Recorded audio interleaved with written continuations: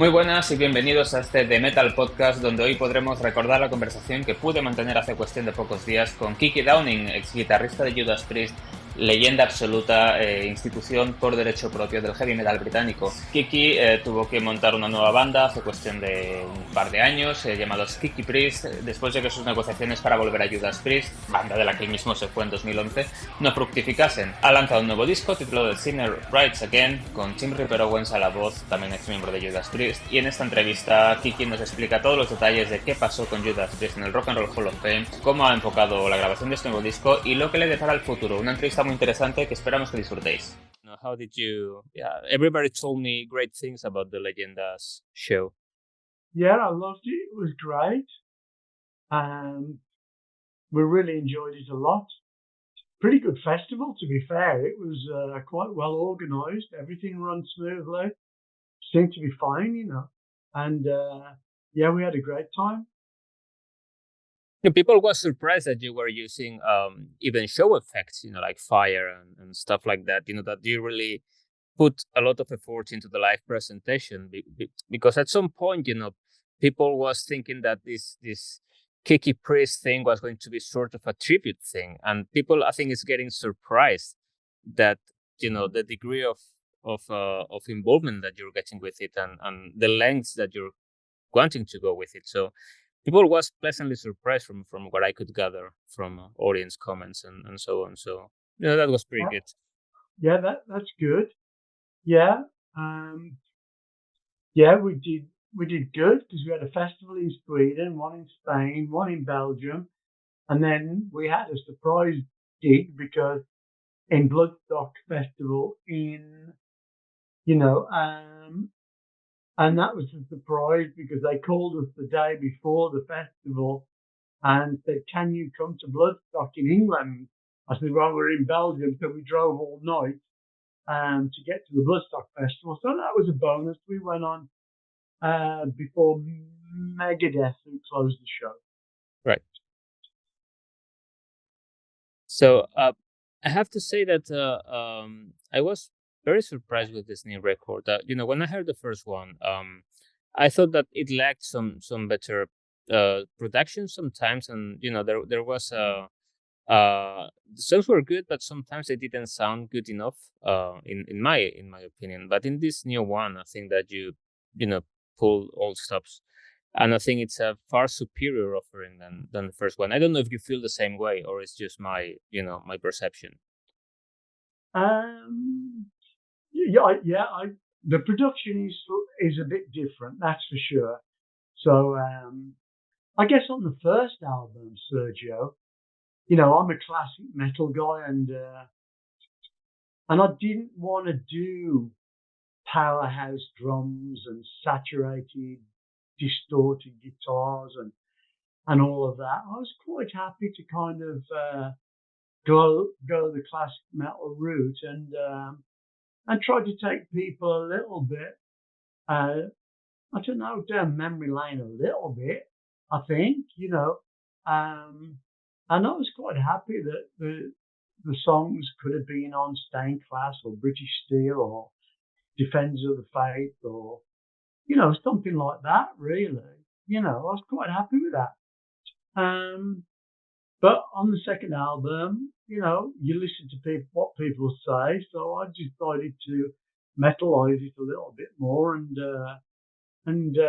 sounds a bit more edgy. But to me, the songs are just as good on the first album as they are on the second album. Return of the Sentinel, metal through and through, Hellfire Thunderbolt, and Sacerdote Diablo. It all sounds heavy to me, and I think it could be a great double album, but that's just my opinion, I guess, really. But the second album, I think well, I'm bound to say it. I really like it a lot. I think it's great. You've seen metal change through the years. I mean, you were there when it started, and you're here now. And at some point, metal was catchy, was good pop songs with very edgy guitars and a lot of distortion. It had great hooks, especially 80s metal. What we have now these days, when you were talking about this whole saturation and everything up to the grid and everything so calculated in terms of Pro Tools and stuff like that. I hardly relate myself to nowadays metal. I don't know if it happens to you as a metal fan. What I hear in 2023 is not what I grew to love back in like late 80s, for instance. Yeah, it's exactly that. I draw the line. I only go so far. Like this album, I'm perfectly fine with it because I had in mind, okay, I've done the first album and I think I think it kicks ass for the same reason, you know, um,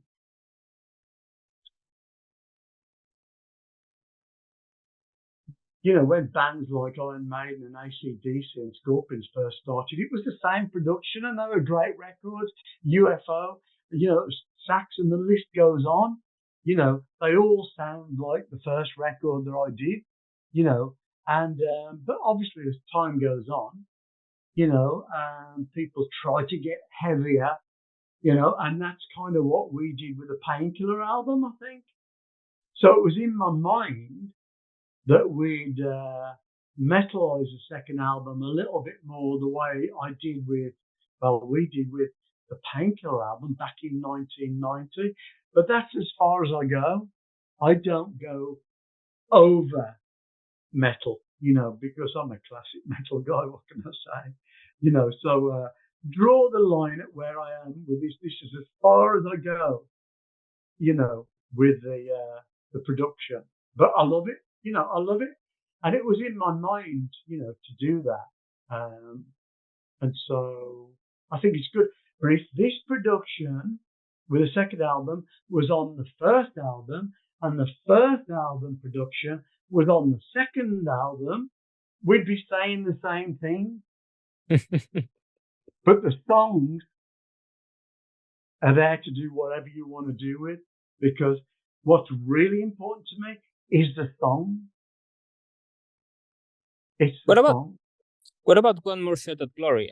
When I first heard the title, I thought it was a autobiographical thing, in the sense that this is not really your last chance, but like, you've been neglected in the past few years. In the past 12 years, you've been highly neglected from whatever the case. It's with the whole drama, between the parts. But you've been neglected. That's part of it. You had a position in a legendary band that you don't have anymore, and there's a reason for that, I guess. But you've been neglected. So One More Shot at Glory was like you trying to reclaim your throne, in a way. Like, hey, don't forget who I am. I started this whole thing.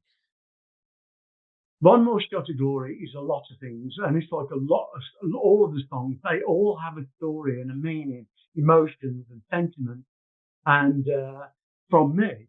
But what I like to do is, with the titles and the songs and the lyrics, is also make them relate to the audience, because just like me, and it's a fact that this is, for all intents and purposes, I'm 72 years old now, so this has to be my one. I could have called the song "One Last Shot at Glory." It's certainly, as you observed quite rightfully, I co-wrote "One Shot at Glory" way back in 1989, but now this is my one more shot at glory, the song. But also, all of the audience and everybody in all walks of life, we all potentially have one more shot at glory, or we're waiting for our one more shot at glory, or and I think everybody probably has that, whether it's them in a band, maybe they've reformed and got back together, sort of like me, and got going again, or you're recovering from an illness, or maybe you're back with a girlfriend or a wife and you've got to get it right this time because you've got one more shot at glory, or maybe it's in the workplace, or whether it's at university, you've got one more shot at glory to get things right. And so I think that it could certainly relate to everybody that listens to the song. And I like that ambiguity, and I like that subjectiveness about the songwriting. It can relate to me for sure, just like a poet, for example, when I read some poetry that's really good and deep, I'm thinking, does it relate to the poet? Or did the poet write it for the reader, in mind, or both? I don't know, and I feel like that. I mean, I go back to some great songwriters that are great poets, lots of them. Like songs, when I listen to songs like Neil Young or Leonard Cohen or even Lemmy lyrics, are some of those songs, do they relate to him? You have to like it, because Lemmy was a great lyricist, for example, and there are lots of great lyricists in heavy metal, but we have to like still try to decide, what the writer's objective was when they were writing the songs. What are they for him and about him, or can they relate to the audience as well, or both? Did the whole situation with the Rock and Roll Hall of Fame thing feel your inspiration in any sense? Be it the rush of being on that stage again with your old band, or even the problems that went behind the scenes. Did that feel your inspiration in any way, shape, or form? Yeah, it was a weird experience because, like I say, I was delighted when I was informed by Judas Priest management that we were being inducted into the Rock and Roll Hall of Fame. But then I was gutted, myself and Les Binks, the drummer, when the management wrote to us and said, just to let you know, you are guests of the band. And I'm thinking, oh, fuck, here we go. We can't just all go there and have a really nice time and, it's going to be like that. So that's the way it was. Separate flights, separate dressing rooms, separate hotels. Couldn't walk the red carpet with them. And I'm thinking, this is really disappointing. I devoted my life to that band. I devoted my life. I never left that band to record with other musicians like Rob did and Glenn did. I was loyal and true to Judas Priest because I started it. I introduced those guys into the band and I was devoted to it. And I'm getting treated like this. And I'm thinking this is bullshit. But anyway, Sergio, I went there with Les. I said, come on, let's just, we're going to LA. Let's have a few beers and enjoy it as good as we can. And that's what we did. But the onstage experience to me didn't really resemble what I remember. You got two drummers, three guitar players. I'm thinking this is a jam session, but anyway, I'm just going to enjoy it, rock out, and that's what I did. Who paid for the table? The Rock and Roll Hall of Fame paid for everything. Okay, because I understand that sometimes it's the band pays for the guests on the table and stuff like that. So it's always a matter of contention, with who comes and who goes. But me and Les were on a separate table. Everything was separated. Did you get any time to speak to the guys? Because there's something that really blows my mind here. I understand there's an explanation, but at the end of the day, you're still a stakeholder in the whole, in the LLCs of Judas Priest. Right. Right. So I understand they can outvote you very easily, but at the end of the day, I understand you could have something to say as a stakeholder. Yeah, because at the moment, the way it stands, they don't pay me for anything. Merchandise, the 50th anniversary book. I don't get anything from anywhere, and people don't understand. It's all wrong, they just tell me the company doesn't have a value. Well, the company has assets, all merchandising, and obviously the two albums from the Ripper years, Jugulator and Demolition, that's owned, but they're telling me, go away, don't bother us, there's no value there, you ain't getting nothing. That's where I'm at. But I'm not saying they do it, but you can also always deviate that value to another LLC, and hide it somewhere. I mean, when the whole Mick Mars thing happened, you were quick to offer, a hand in the press to him, like, we're in the same situation, and it's like, okay, we're just gonna get everything to other societies. So the main one where we're partners looks like it's on loss, and that's it. It's very easy to do. It's just a sad, crazy situation because in about 2017, 2018, I asked them because Glenn retired, to accept me back in the band, and they said no. And I'm thinking, Rob left the band for 14 years, and I was instrumental in introducing him back into the band because that's what the fans wanted, And I can't understand why he wouldn't allow me to step back into the band and play my songs. But they play them every night. And Ian, the bass player, we grew up, we went to kindergarten together. And he never wrote any songs. I wrote them, and he's done well out of it. But why wouldn't he let me back into the band? Why not?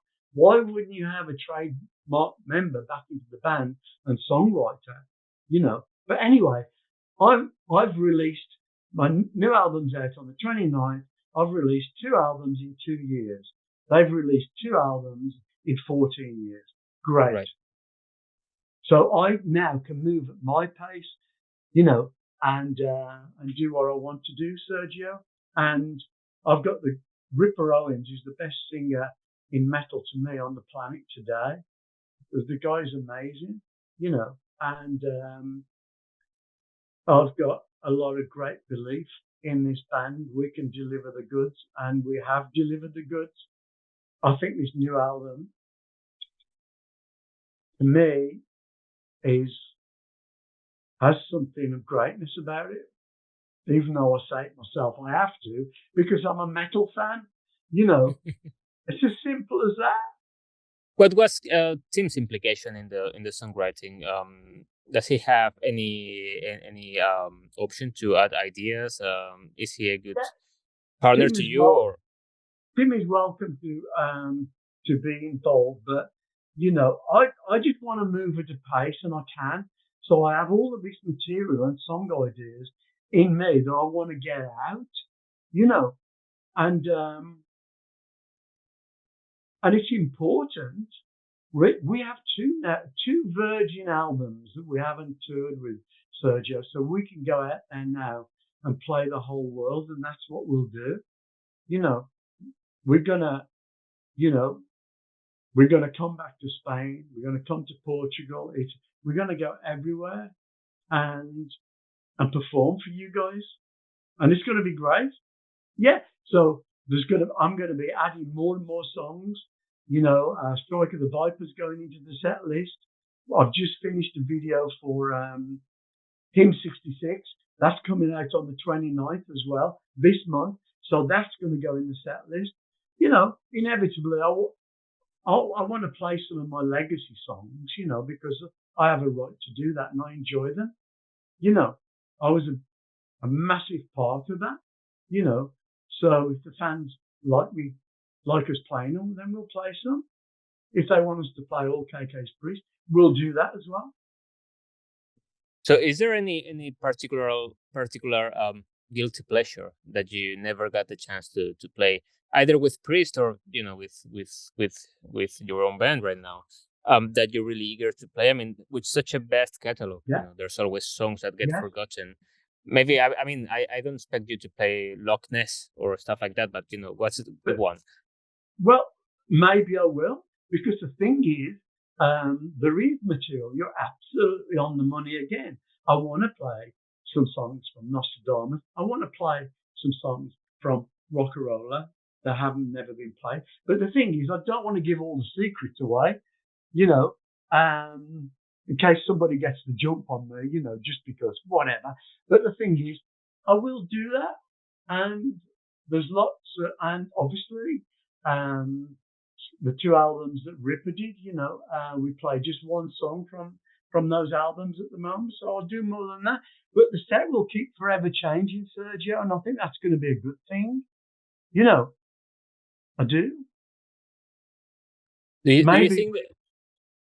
So maybe we can headline our own shows and support ourselves, and we'll do all history as a support band, and all KK's Priest. You see, we can do anything because, and what I'd like to write another album this winter, to be honest, but I don't know whether I'm going to be able to because we've got lots of shows being booked, and so the band's a really good band. The band is good, really good, and on album and live. So I'm happy.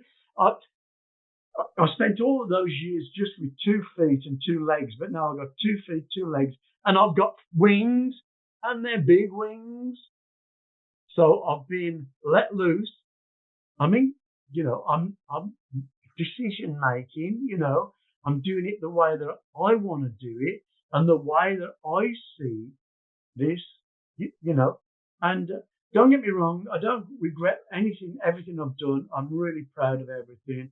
And I'm proud of my bandmates. We had great achievements, but it would have been different if I'd have been in control, right. For better or for worse. Personally, I think it would have been better, but there you go. And so now it's KK's Priest. It is what it is.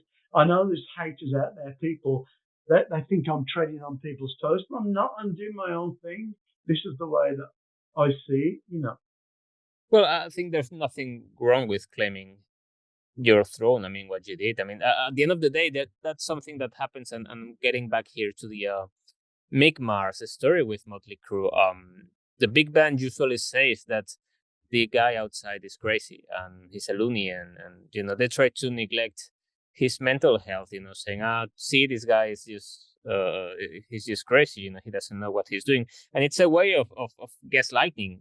Just fucking up with people's heads, so they think that their contributions weren't important. Well, he, like me, you work all of your life. I started when I was 17. I was playing in Judas Priest, with Al Atkins and then Rob, I introduced Robbie to the band. Then, I built a company, an asset value, and a trade and a brand name that has a great value. Because to me, Rob always wanted the Halford band to be successful, but it never was. But that's kind of, without me and Glenn there now, that's kind of what I see, and that's what I think. And that's, yeah, fine. They're a good band. People enjoy them. It's the brand name is bigger than everybody else combined, Sergio. The brand name is important. It's massive, but after building the company up to a great value all of my life, now I get nothing from it. I don't know about Mick Mars if they're looking to whittle down, and diminish, what the value, but he added a great value to that band and built up the brand name, and we deserve to be able to have some money from that in our retirement, not just hand it over to newcomers. Right. So I have to say that part of the beauty is on your new band is the fact that Tim is there. It gives a full circle sort of thing. Even with when Les was playing with you more often, I think that his health was preventing him from doing any more shows or any more playing. But I think that's part of it. Do you think that the fact that Ripper is there is integral to keeping Kiki Priest going? Can you think of the band with a different singer at this point? Yeah, there are other singers out there, but really, I still think Tim can deliver, because he sings so in tune. His pitching is great, and his vocal range is astonishing. And I think he's singing better now than ever, and he says that himself, and so, and the association, you see, we're friends, and we played together many, many shows.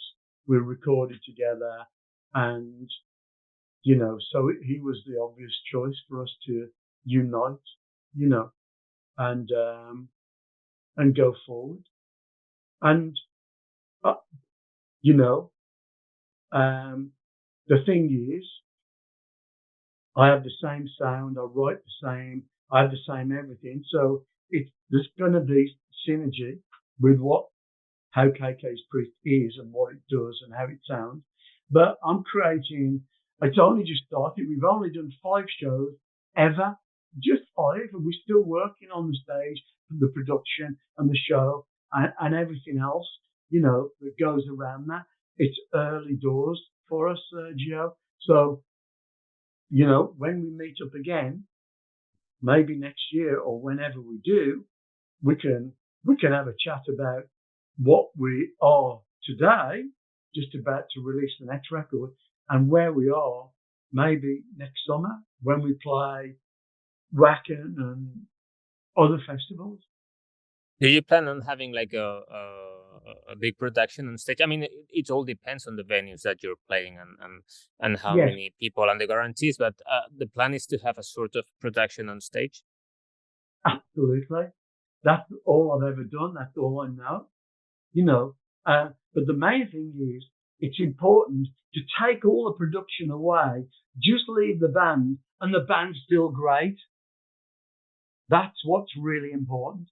So we're just about to go into the UK to do some decent shows, but we won't be able to take much production. We'll be relying on the band performing and playing, because some bands in the world, if you strip all the production away and see what's left, sometimes it's not that good. Some bands are very, very reliant on their, expensive production. This band is not like that. We can go out there, and still do the job. I was surprised that you chose the Shepherd Bush Empire, because it's a big venue. I was surprised at the expectation of attendance that you were having for this UK tour. So how are the tickets moving for those UK shows? And I think I will be trying and traveling to this London show to check the band. Well, in all honesty, like I say, the band, irrespective, we don't carry a brand name. We don't. So, it's still going to be work in progress for us, Sergio, because lots of people think I'm here for alternative reasons. And I'm not. I'm here because I've got what I consider to be good music to put out there and keep classic metal alive, because there's not that many bands like KK's Priest, that are still out there. You've got Scorpions, Saxon, Iron Maiden, and then you start to have to think about bands from the past. UFO has split up; they don't exist anymore. Phil has just done a solo album, but it's not UFO.